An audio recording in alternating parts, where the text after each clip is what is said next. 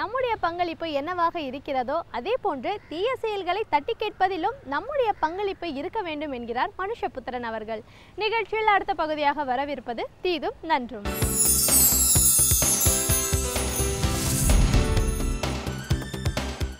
வணக்கம் நண்பர்களே, இன்னும் ஒரு இனிய காலை பொழுதில் தீதும் நன்றும் நிகழ்ச்சியில் உங்களை சந்திப்பதில் மிக்க மகிழ்ச்சி அடைகிறேன். கல்வியும் மருத்துவமும் ஒரு சமூகத்திற்கு அரசு செய்ய வேண்டிய அடிப்படையான கடமைகளாக உலகம் முழுக்க இருந்து வருகின்றன. ஏனென்றால் கல்வியும் சுகாதாரமும் தான் மனிதர்கள் உயிர் வாழ்வதற்கான அடித்தளமாக இருக்கிறது. மனிதர்கள் முழு மனிதர்களாகவும் கௌரவத்தோடும் வாழ்வதற்கான ஒரு தளமாக இருப்பது கல்வியும் சுகாதாரமும் தான்.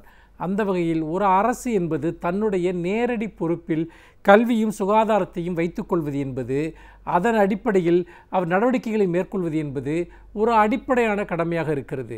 உலகம் முழுக்க இருக்கக்கூடிய பெரும்பாலான நாடுகளில் கல்வி மற்றும் சுகாதாரம் சார்ந்த துறைகளை அரசாங்கம் தான் நேரடியாக மேற்கொண்டு வருகிறது.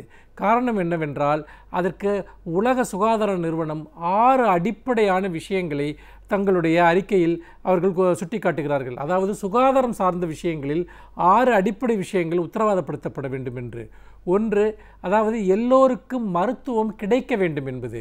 அதாவது ஒருவருக்கு, உதாரணமாக ஒரு சிறிய கிராமத்தில் ஒருவர் இருக்கிறார், அவருக்கு மருத்துவம் கிடைக்கவில்லை என்கிற நிலை இருக்கக்கூடாது. மக்கள் தொகைக்கு ஏற்ப பரவலாக மருத்துவம் கிடைக்க வேண்டும் என்பது. அவருடைய பொருளாதார நிலையிலோ சமூக நிலையின் காரணமாகவோ மருத்துவம் கிடைக்காமல் போய்விடக்கூடாது. இன்னொரு விஷயம், தரமான மருத்துவம் கிடைக்க வேண்டும் என்பது. அதே போல் வெளிப்படைத்தன்மையுடன் மருத்துவம் செய்யப்பட வேண்டும் என்பது இன்னொரு முக்கியமான ஒரு விஷயமாக பார்க்கப்படுகிறது.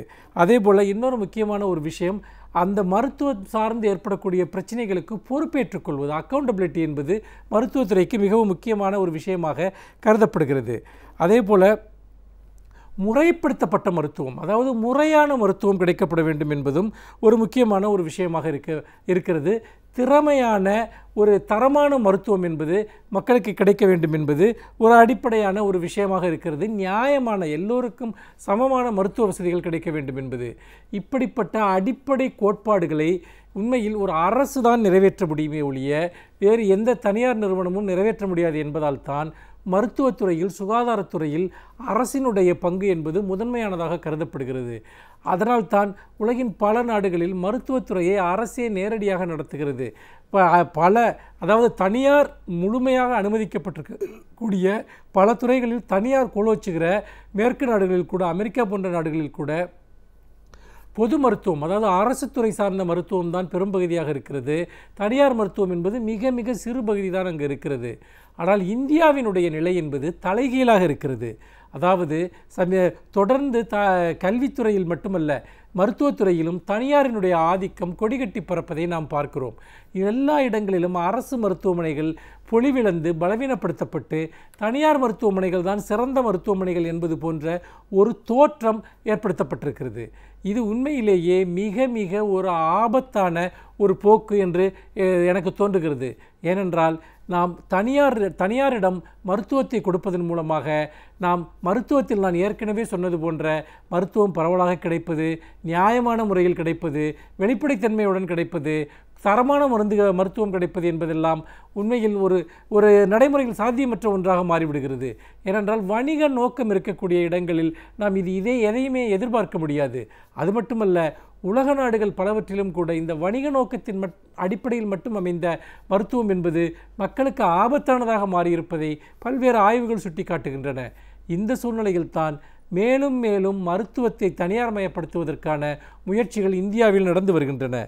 அதில் ஒரு முக்கியமான ஒரு முயற்சியாக அல்லது அதிர்ச்சியூட்டக்கூடிய ஒரு நடவடிக்கையாக சமீபத்தில் ராஜஸ்தான் அரசு வெளியிட்டிருக்கக்கூடிய ஒரு அறிவிப்பு, அதாவது மருத்துவத்துறையின் 90% பணிகளை தனியாரிடம் ஒப்படைத்து விடுவது என்ற முடிவை ராஜஸ்தான் ஆளக்கூடிய பாஜக அரசாங்கம் எடுத்திருக்கிறது.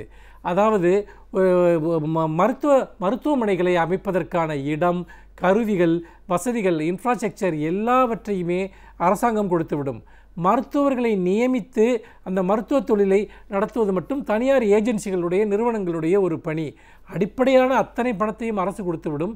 ஆனால் அதை வைத்துக்கொண்டு செயல்படுத்த வேண்டியது மட்டும் தனியார் ஏஜென்சிகள் என்கிற அடிப்படையில் இப்படி மருத்துவமனைகளை நடத்துவதற்காக, அதாவது அரசு கொடுக்கக்கூடிய அந்த மருத்துவ வசதிகளை, மருத்துவ கருவிகள், இடம், மருந்துகள் ஆகியவற்றை வைத்துக்கொண்டு டாக்டர்களை மட்டும் நியமித்து, டாக்டர்களையும் செவிலியர்களை மட்டும் நியமித்து மருத்துவம் செய்யக்கூடிய ஒரு முறையை இன்றைக்கு கொண்டு வருவதற்காக அவர்கள் டெண்டர் கோரியிருக்கிறார்கள். 90% மருத்துவ பணிகளை அப்படி கொடுத்து விடலாம் என்று. இது உண்மையிலேயே அதிர்ச்சியூட்டக்கூடிய ஒன்று. ஏனென்றால் அங்கு மருத்துவர்களுடைய பற்றாக்குறை இருக்கிறது. அதாவது 23% மருத்துவர்களுடைய காலியிடங்களும் 53% செவிலியர்களுடைய காலியிடங்களும் அப்படியே இருக்கின்றன. அவர்களுக்கு போதுமான மருத்துவர்கள் கிடைக்கவில்லை என்கிற ஒரு அடிப்படையில் இந்த விஷயம் இங்கே மேற்கொள்ளப்பட்டிருக்கிறது. இது உண்மையில் இந்தியா முழுக்க மருத்துவத்தை தனியாரிடம் ஒப்படைப்பதற்கான ஒரு பரிசோதனை முயற்சியோ ஒரு வெள்ளோட்ட முயற்சியோ என்கிற ஒரு அச்சம் ஏற்படுகிறது. ஏனென்று கேட்டால், அப்படி அதிகாரப்பூர்வமாகவே நீங்கள் தனியாரிடம் மருத்துவத்தை ஒப்படைத்து விட்டால் மருத்துவத்தை மக்களுக்கு கொடுக்க வேண்டிய அடிப்படை பொறுப்புகளிலிருந்து ஒரு அரசாங்கம் விலகிவிடும். இது எல்லா விதத்திலும் மக்களுக்கு எதிரான ஒரு விஷயம் என்பதில் எந்த விதமான சந்தேகமும் கிடையாது. ஏனென்று கேட்டால், நீங்கள் தனியாரிடம் ஒரு விஷயம் செல்கிற போது அதை தவறாக பயன்படுத்துவது, பணத்திற்காக பயன்படுத்துவது என்பது இன்றைக்கு இருக்கக்கூடிய தனியார் மருத்துவமனைகளில், கிளினிக்குகளில் எப்படியெல்லாம் நடக்கிறது என்பதை நாம் பார்க்கிறோம். அதாவது தேவையற்ற மருத்துவ பரிசோதனைகளை செய்வது, அதே போல் தேவையற்ற மருந்துகளை எழுதுவது, பல்வேறு விதமான ஒரு பயிற்சியற்ற மருத்துவர்களை வைத்துக்கொண்டு வைத்தியம் செய்வது, லாப நோக்கத்தோடு நோயாளிகளுக்கு பல்வேறு விதமான ஒரு பிரச்சனைகளை ஏற்படுத்துவது, இப்படியெல்லாம் பல்வேறு விதமான குளறுபடிகளும் முறைகேடுகளினுடைய உறைவிடமாக தனியார் மருத்துவமனைகள் இருக்கக்கூடிய ஒரு அவலத்தை நாம் பார்க்கிறோம். அப்படி பார்க்கிற போது இந்த தனியார் மருத்துவத்தின் மூலமாக கிடைக்கக்கூடிய பயனை விட தீமைகள் அதிகமாக இருக்கின்றன. நீங்கள் மேற்கு நாடுகளை எடுத்துக்கொண்டால் கூட நீங்கள் இதை பற்றிய மிக கடுமையான சர்ச்சைகள் இருக்கின்றன. அதாவது தனியார் மருத்துவ தொழில் அதிக அளவில் அனுமதிக்கப்பட்ட நாடுகளில் மக்கள் கடுமையான பின்விளைவுகளை சந்தித்திருப்பதை அந்த ஆய்வுகள் சுட்டி காட்டுகின்றன. உதாரணமாக அபார்ஷன், கருத்தடை செய்வது, அல்லது வேறு பல ஒரு அடிப்படையான மக்கள் தேவைகளை பொறுத்த வரைக்கும் தவறான மருந்துகளை கொடுப்பது, தவறான மருந்துகளை பரிந்துரைப்பது போன்ற விஷயங்களினால் அதிக அளவில் மக்கள் உயிரிழப்புகளுக்கு ஆளாகக்கூடிய ஒரு அபாயம் இருப்பதையும் அவர்கள் சுட்டி காட்டுகிறார்கள். இப்படிப்பட்ட ஒரு சூழ்நிலையில் தான் இன்றைக்கு ராஜஸ்தான் அரசு இதை பற்றிய எதையுமே கவலைப்படாமல் அவர்கள் எப்படியாவது இந்த மருத்துவத்துறையை தனியாரிடமும் கொடுத்து விடுவது என்கிற இந்த முடிவானது அரசு மருத்துவமனைகளை நம்பி வாழக்கூடிய பெரும்பான்மை ஏழை இந்தியர்களை, அடித்தட்டு மக்களை கைவிடுகிற ஒரு விஷயம் முழுக்க முழுக்க இந்த வர்த்தகத்திடம், மருத்துவ வர்த்தகத்திடம் மக்களை ஒப்படைக்கிற ஒரு விஷயம் என்பதில் எந்த சந்தேகமும் இல்லை. இதுபோன்ற முயற்சிகள் தடுத்து நிறுத்தப்படுவது மட்டுமல்ல, அரசு துறை சார்ந்த மருத்துவம், பொது மருத்துவத்துறை என்பது ஊக்கப்படுத்தப்பட வேண்டும். சிறந்த கட்டமைப்பு வசதிகள் உருவாக்கப்பட வேண்டும். அதாவது படித்துவிட்டு வரக்கூடியவர்கள் கண்டிப்பாக குறிப்பிட்ட காலம் அரசு மருத்துவமனைகளில் பணியாற்றியே ஆக வேண்டும் என்கிற விதிமுறைகளை ஏற்படுத்த வேண்டும். மருத்துவம் படித்துவிட்டு வரக்கூடியவர்கள், அதே போல் செவிலியர் பள்ளிகளுக்கும் அவர்களுக்கான ஊதியங்கள் அதிகரிக்கப்பட்டு அந்த துறைக்கு வரக்கூடியவர்களுடைய எண்ணிக்கையையும் நாம் அதிகரிக்க வேண்டும்.